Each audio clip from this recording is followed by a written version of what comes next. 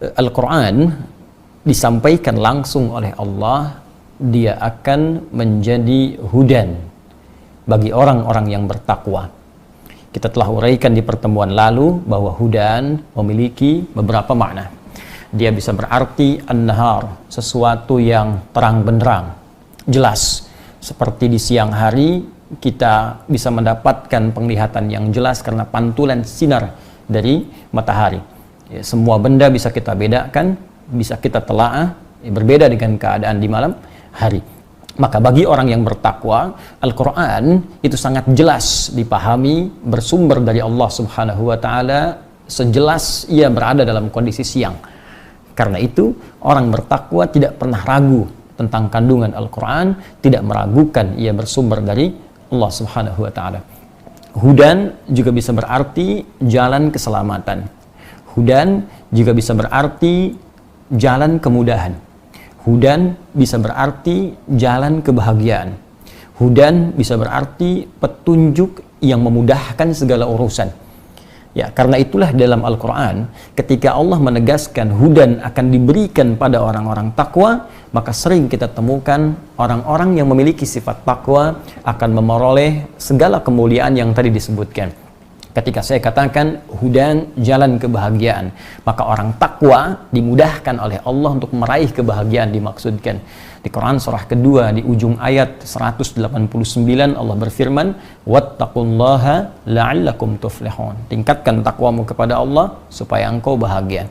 Di Quran surah ke-65 di ujung ayat kedua, di awal ayat ketiga, Allah berfirman, "Wa may yattaqillaha yaj'al lahu makhraja." Siapa yang mampu meningkatkan takwanya kepada Allah, maka Allah berikan jalan keluar dari setiap persoalan hidup yang ia alami. Wa yarzuqhu min haitsu la yahtasib. Bahkan ia akan diberikan rezeki dari sisi yang tidak ia duga. Quran surah kedua di ujung ayat 282. Wattaqullaha wa yu'allimukumullah. Tingkatkan takwamu kepada Allah, maka Allah mengajarkan kepadamu tambahan pengetahuan. Maka bagi orang takwa akan terkumpul semua sumber-sumber kebahagiaan ya dalam satu kalimat bermakna hudan, dan semua ini terkandung dalam Al-Quran.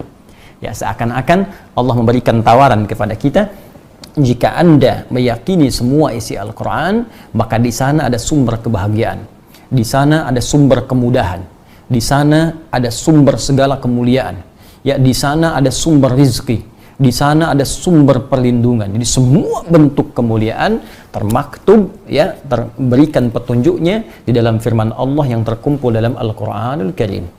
Ya, karena itulah ketika Allah menurunkan Al-Quran di kalangan masyarakat jahiliyah, ini kalimat ini sering saya ungkapkan. Ya, Allah tidak menurunkan tongkatnya Nabi Musa ya pada umatnya Muhammad sallallahu alaihi wasallam pada masa jahiliyah, bukan mukjizatnya Nabi Isa alaihi salam, tapi diturunkan Al-Quran. Ya, dan bukan di Romawi yang sudah maju, bukan di Persia yang sudah unggul, tapi diturunkan di kalangan masyarakat yang jauh dari peradaban, jauh dari nilai-nilai kemuliaan, ya sulit untuk mendapatkan etika di dalamnya, jauh dari kata moralitas. Namun ketika diturunkan Al-Quran dan diyakini, diamalkan isinya, maka berubahlah masyarakat jahiliyah menjadi khairu ummah. Ya, kebahagiaan didapatkan di sana, kemuliaan didapatkan di sana, ketawaduan didapatkan di sana, dan nyaris semua nilai-nilai kemuliaan, kenikmatan yang bisa diraih di muka bumi didapatkan oleh umat pada saat itu dengan barakah Al-Quran. Ya, karena itulah kemudian ketika Allah menawarkan semua kemuliaan ini akan diberikan pada orang takwa, maka sudah barang tentu setiap manusia akan bertanya, bagaimana saya bisa menjadi orang takwa itu?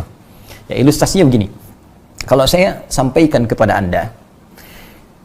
Anda bisa mendapatkan kebahagiaan, kenyamanan hidup, kelapangan dalam beraktivitas, kalau Anda bisa menjadi A misalnya. Lalu saya tawarkan kepada Anda, mau nggak jadi A ini? Supaya Anda bisa bahagia, bisa kaya, bisa nyaman, bisa tenteram. Ya, setiap orang yang cerdas dan berfungsi akalnya, dia pasti akan mengatakan, saya mau menjadi A itu. Saya pengen bahagia hidupnya, saya pengen kaya, saya pengen senang, saya ingin bahagia, saya ingin mudah hidupnya. Nah, maka bahasa paling gampang ya kata Allah, jika Anda ingin mendapatkan semua itu, maka jadi orang takwa dan dapatkan petunjuk dalam Al-Quran. Karena itulah ketika Anda sebelum bertanya kepada Allah bagaimana caranya menjadi orang takwa, maka Allah lebih dulu menjabarkan kepada kita tahapan-tahapan menjadi orang takwa yang dimaksudkan. Maka di pertemuan yang lalu telah kita bahas bagian pertama, alladzina yu'minuna bil ghaib. Ya. Di awal ayat ketiga Allah sampaikan ciri orang takwa yang pertama, alladzina. Saya sampaikan di pertemuan yang lalu bahwa kata alladzina ismun mausulun yadullu ala jam'il jam'iyah, ya, huruf sambung menunjuk pada seluruh objek tanpa batas. Jika Anda temukan kalimat ini alladzina, ya, secara singkat ini konjungsi yang menjelaskan kalimat sebelumnya tapi menunjukkan objek yang tanpa batas. Jadi kalau kita kaitkan dengan ayat yang kedua, Allah menyampaikan hudal lil muttaqin, Anda bertanya siapa orang takwa itu, maka dijelaskanlah, disambungkan, konjungsi, menyambungkan, disambungkan di awal ayat ketiga ini, alladzina, orang-orang takwa itu. Nah, tapi karena sifat ini di ilmu nahwu ya tidak punya batas, ya artinya dia bisa mencakup pada laki-laki. Ya, ingat beda ketika kita katakan alladzina dengan allati. Ya, allati khusus untuk perempuan saja. Tapi kalau alladzina dia bisa mencakup laki-laki, bisa mencakup perempuan. Karena itu ketika Anda mendapatkan ayat puasa misalnya, insya Allah dalam kisaran waktu tidak lama, 8 hari ke depan, yang bersamaan dengan 24 April, insya Allah jika tidak ada perubahan, kita masuk 1 Ramadan. Ya, bagaimana dalil yang mewajibkan kita menunaikan puasa Ramadan itu? Di Al-Baqarah ayat 183. Allah berfirman, ya ayyuhalladzina amanu. Ya, hai orang-orang yang telah beriman. Karena kalimatnya menggunakan alladzina, maka perintah untuk puasa itu dicakup pada ayat ini bagi semua orang beriman. Kutiba alaikumusiyam. Baik engkau laki-laki, engkau perempuan, engkau tua, engkau muda, sepanjang mukallaf sudah baligh dan memenuhi syarat-syarat dan rukun-rukun untuk menunaikan ibadah puasa, maka sah kewajiban itu berlaku bagi Anda. Ya, karena itu saya ingin katakan sekali lagi, ketika disebutkan kalimat alladzina, maka dia mencakup untuk laki-laki. Untuk perempuan, melewati sekat-sekat batas sosial. Apakah kaya, apakah cukup, ya, apakah tua ataukah muda, seperti tadi lelaki kah, perempuan kah, semua terbuka. Ini menunjukkan bahwa dengan sifat kasih Allah Subhanahu wa taala, semua dibuka oleh Allah. Ya, seakan Allah ingin mengatakan, aku buka peluang takwa untuk semua hambaku. Ayo, sehingga kita tidak punya alasan untuk mengatakan, ya Allah, saya nggak punya kesempatan. Bukan, kata Allah, saya berikan kesempatannya. Kenapa engkau tidak mengambilnya?